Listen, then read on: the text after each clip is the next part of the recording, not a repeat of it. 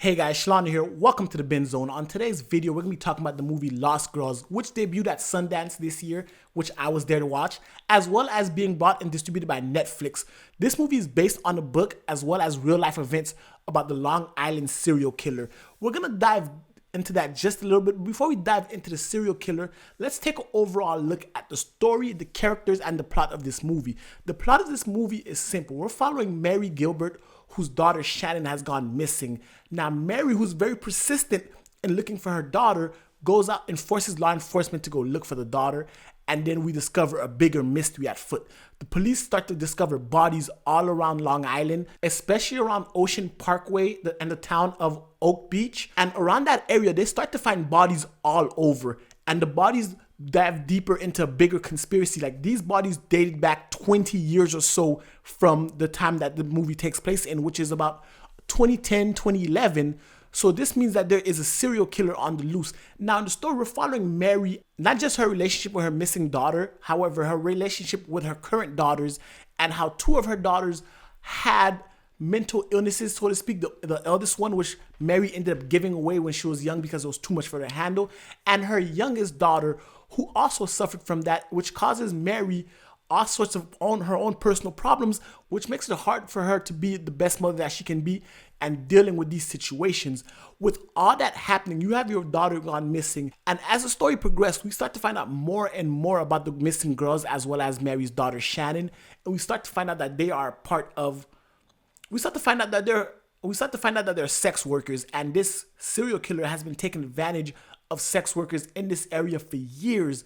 And as the story progresses and as she becomes more into it with the police, we start to discover more. But the movie doesn't do justice to the real story, because this story is really the struggle of Mary and the other women whose daughters have gone missing, and how the police never actually did anything to try to solve this murder, because it's been going on for 2 decades and no one knew about this. And this is about 10 to 20 girls over 20 years who have gone missing. So an average of 1 girl a year, and police never bothered to check it out. But now let's dive into the Long Island serial killer, because it's very interesting that this guy was able to elude police for 2 decades, but we seem to see that he is very elusive, and the way he moves about and the way he manipulates everything, that he's one step ahead. Now, the Long Island serial killer has not been caught to this day in 2020. To this day, nobody knows who he is, and he's gotten away with all these crimes.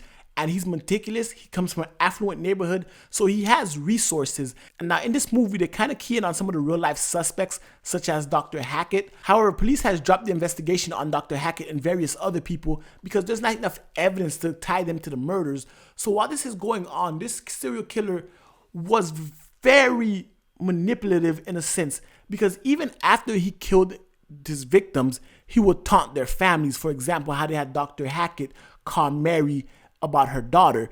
And we see some other girls who were in this movie, how the killer actually called them off their sister's number and would harass them about what he did. Now, it's interesting that in this affluent neighborhood in New York, that this guy was actually committing these crimes, because this is a closed off neighborhood. So one would think that a lot of them know what's going on, but they really don't. And because of the way they live their life in secrecy at this beach town, and no one is willing to ruffle any feathers, so the investigation was hindered on so many levels, to the point where it was almost gross police negligence at how the investigations went on. There was video footage that was gone. There was evidence missing. There was a whole marsh behind the town that the police never even bothered to look into, and it took 13 months, a whole year after Shannon went missing, for the police to finally go there and investigate the march, and that's where they found the body. And it seems that the daughter wasn't killed by the serial killer. She ran there and drowned, or that's what the police said. However, upon further review and looking into autopsies later on by an independent source, they see that there were strangulation marks around her neck, and where she died, they found her on her back facing up. If she were to have drowned, it would have been the other way around. She would have been facing down into the marsh, into the water, and drowned. But how do you drown facing up and your body and face is not in the water? So we see that the police have been covering their asses. What made it worse is, even after all the events of the movie, Mary never gave up hope on trying to find the Long Island killer, and she became an advocate for women who are being abused by killers because of their circumstances of being sex workers. However, because of the mental illness that her youngest daughter suffered, the youngest daughter snapped and killed her own mom. So even though Mary was doing so much to help the victims, her family was still suffering and she had to carry that burden. And her first daughter was given away because of the situation, and her last daughter snapped and did her away, which is, not only did she lose one daughter, she technically lost two of them, and the one that she lost again was the one who killed her, which in itself is a whole tragedy.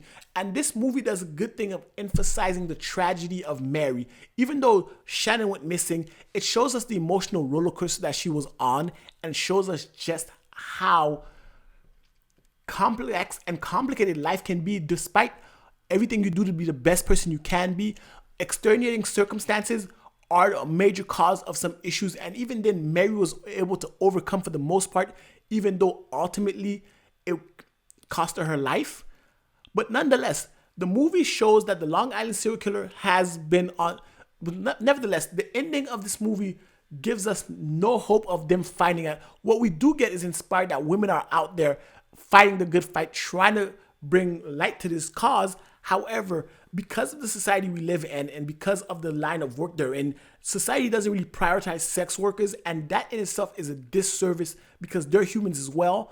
And because of that, people like the Long Island serial killer seem that they can take advantage of that situation of those girls and do despicable, deplorable things to them, which just is fucked up. There's no other way to say it. Anyway, guys, that is the Sundance film Lost Girls, which is also on Netflix. Let me know what you thought about the movie in the comment section below. If you like this video, give it a thumbs up. Hit the subscribe button if you guys have not already. And until next time, binge on.